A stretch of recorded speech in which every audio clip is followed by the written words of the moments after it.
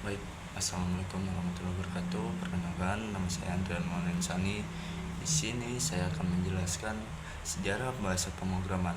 Nah, sebelum kita masuk ke sejarahnya, saya di sini ingin menjelaskan apa itu bahasa pemrograman.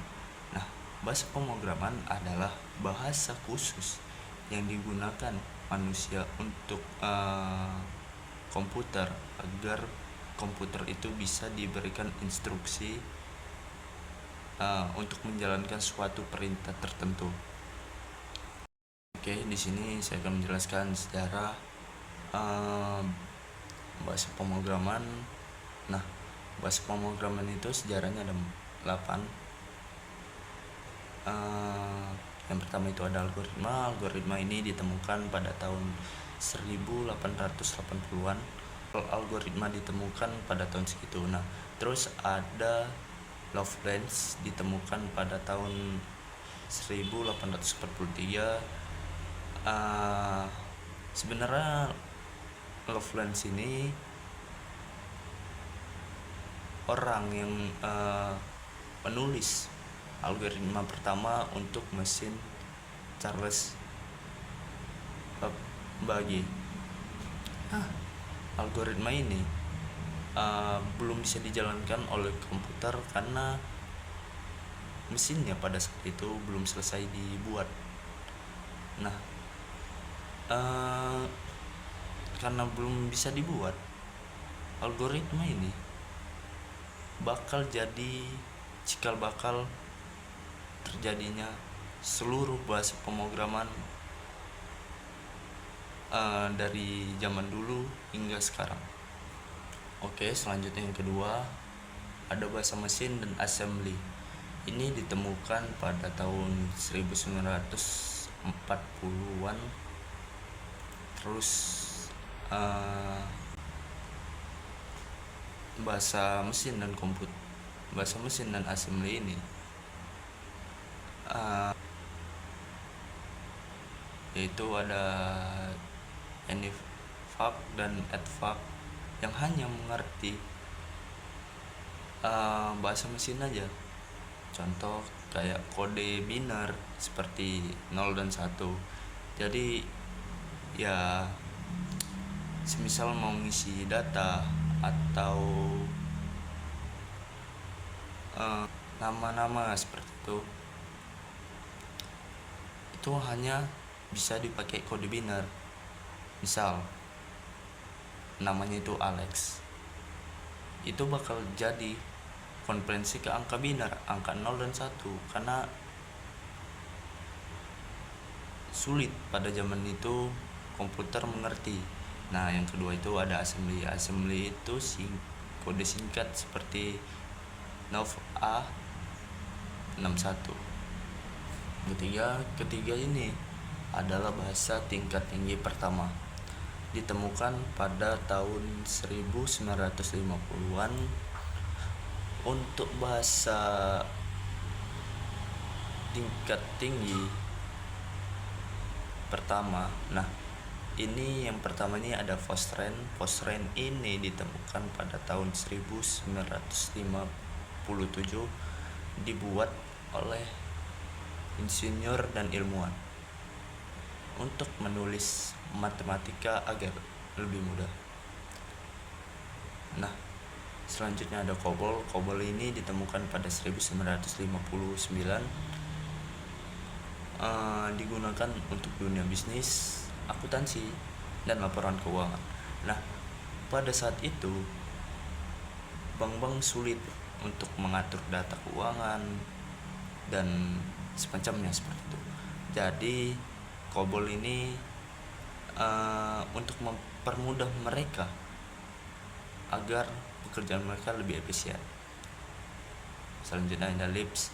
LIPS ini bahasa pemrograman untuk kecerdasan buatan atau AI, tapi hanya berbasis manipulasi list. Ditemukan pada tahun 1960-an. Yang pertama itu ada ALGOL. ALGOL ini yang menjadi dasar bahasa modern. Jadi kalau kita mengisi data tidak lagi seperti bahasa mesin, tidak seperti 0 dan 1. Jadi kalau ngisi formulir dibaca oleh komputer tuh tidak 0 dan 1 lagi. Nah, bahasa Algol ini terdiri dari Java, C, dan Pascal. Untuk memperkenalkan bahasa struktur blok atau backend. Selanjutnya ada basic. Basic ini ditemukan pada 1964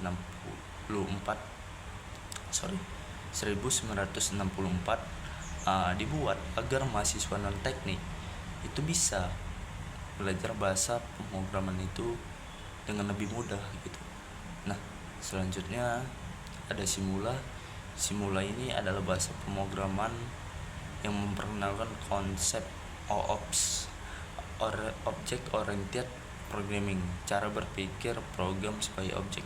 Nah, jadi singkatnya seperti mobil itu punya kecepatan, punya warna, kecepatan, merek, dan rem semacamnya seperti itu. Oke, selanjutnya saya akan menjelaskan bahasa pemrograman yang kelima, yaitu bahasa sistem pendidikan. Ditemukan pada tahun 1970-an. Di sini ada yang namanya Pascal. Pascal itu ditemukan pada tahun 1970,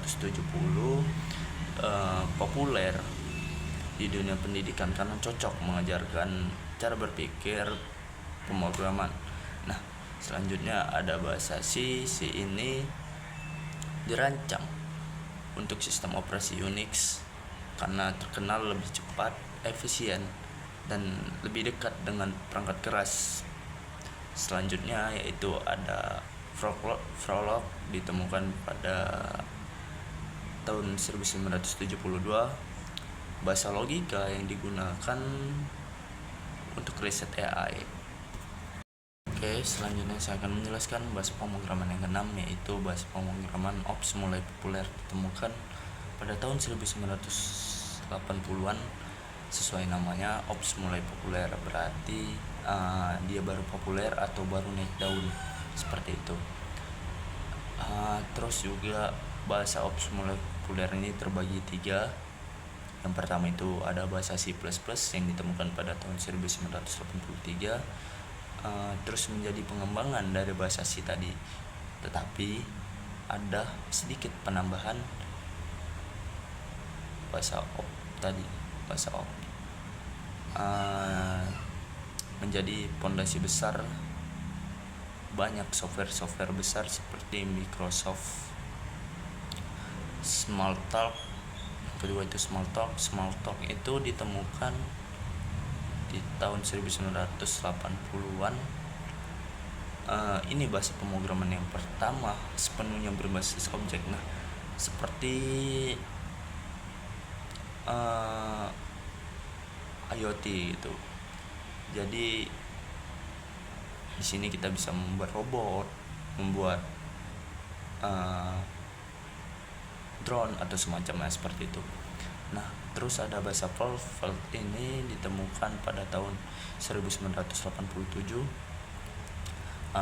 Dibuat untuk memproses teks dan administrasi sistem. Selanjutnya saya akan menjelaskan yang ketujuh, yaitu era internet. Era internet ini ditemukan pada tahun 1990-an. Lalu era internet ini terbagi oleh 5, yaitu Python, Java, PHP, JavaScript, dan Ruby. Nah, kita jelaskan dulu dari Python. Python ini ditemukan pada tahun 1991, dirancang agar bisa dibaca, dipelajari, dan ditulis. Kini populer di AI, data, atau web. Nah, jadi singkatnya Python ini paling banyak lah digunakan oleh para programmer karena menurut mereka Python ini lebih gampang dan lebih mudah. Selanjutnya ada Java. Java ini ditemukan pada tahun 1995. Slogannya ini yaitu run anywhere, yang artinya kode bisa dijalankan ke semua perangkat seperti Windows, Mac, dan Linux. Selanjutnya ada PHP. PHP ini ditemukan pada tahun 1995. Awalnya PHP ini membuat web dinamis, tapi banyak web gitu, dipakai untuk banyak web. Nah, selanjutnya ada JavaScript. JavaScript ini web integratif gitu, web integratif di browser. Kalau misal kita klik pojok kanan atas itu muncul animasi. Lalu yang kelima itu ada Ruby. Ruby ini ditemukan 1995. Ruby ini bahasa fleksibel karena udah ada frameworknya sendiri, yaitu Ruby on Rails, untuk membangun website dengan lebih cepat seperti itu.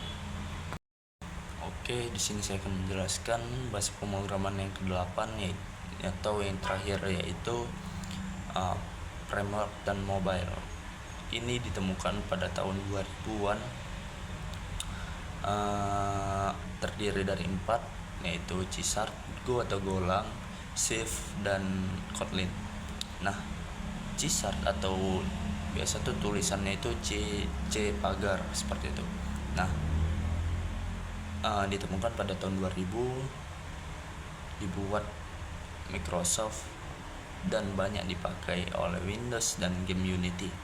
Selanjutnya ada Go atau Golang, ditemukan pada tahun 2009, bahasa Google yang lebih cepat, efisien, dan cocok untuk berskala besar.